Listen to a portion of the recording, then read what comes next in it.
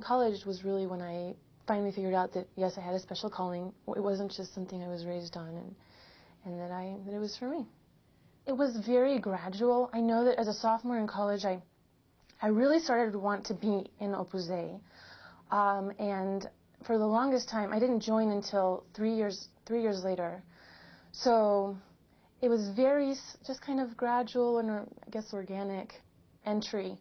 The final entry was just kind of an official writing of the letter because I considered myself an honorary member for the longest time. So I guess there was no one epiphany moment. Did your life change? The day I entered? Yeah. I didn't think it would because I did consider myself an honorary member, and I already thought I was all in it and everything. It did change. I think that I simply, I don't know, I really started to feel our Lord's love much more in my life.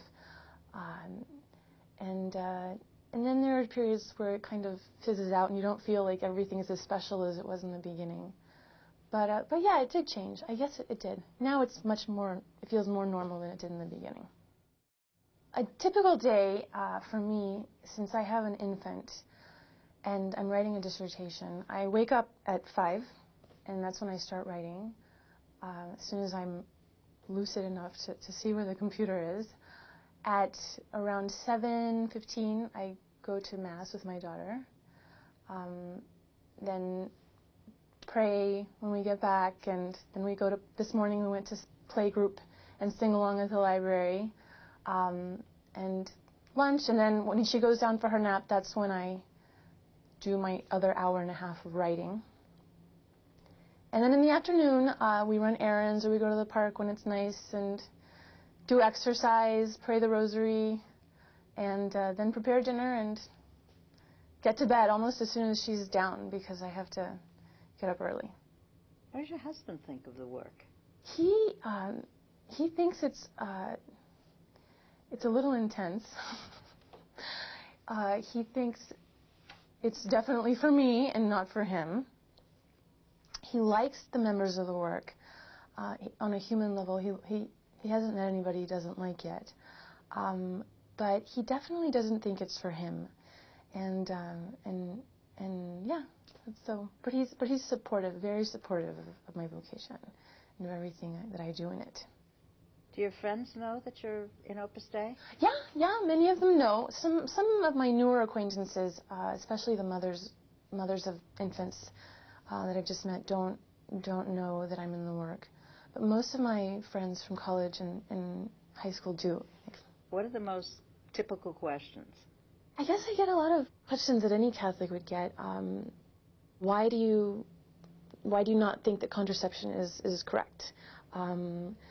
Why do you find gay marriage to be problematic? Those are most of the questions that I get, which are really not Opus Dei related, but more just Catholic, encyclical reading Catholic related. They're all pretty, they all kind of accept it and don't really pry too much, I guess, into what my Opus Dei life is like. I would love for them to, but they don't. This is one of the things I'm most grateful to the work for. When I was in college, I had aspirations to be a photojournalist for National Geographic. Princeton wasn't doing anything, as far as anybody could tell, to tell women, you also need to think about whether or not you're going to be mothers in the future.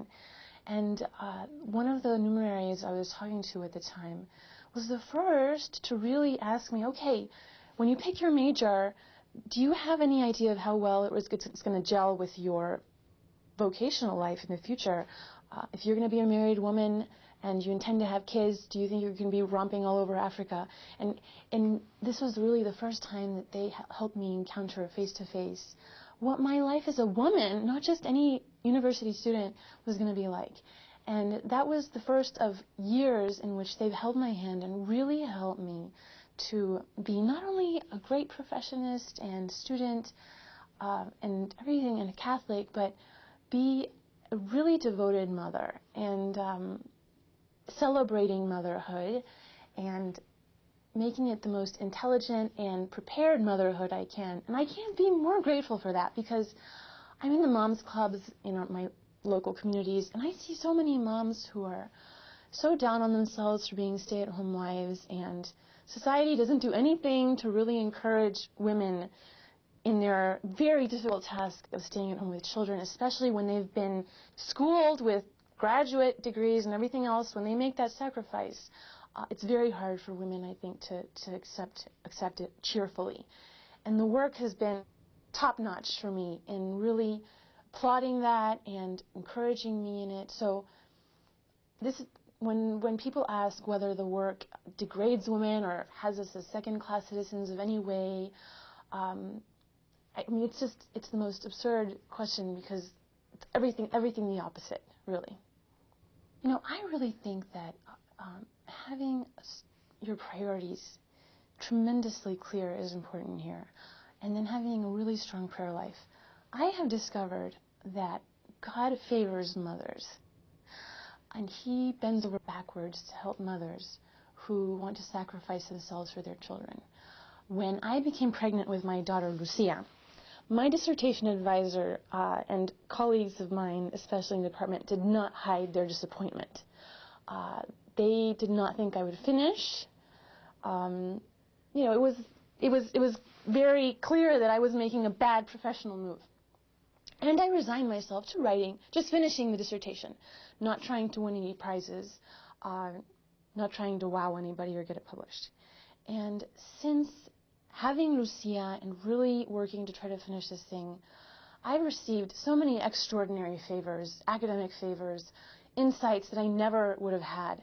And the quality of my work has, to everybody's surprise, including myself, my own, really surpassed expectation.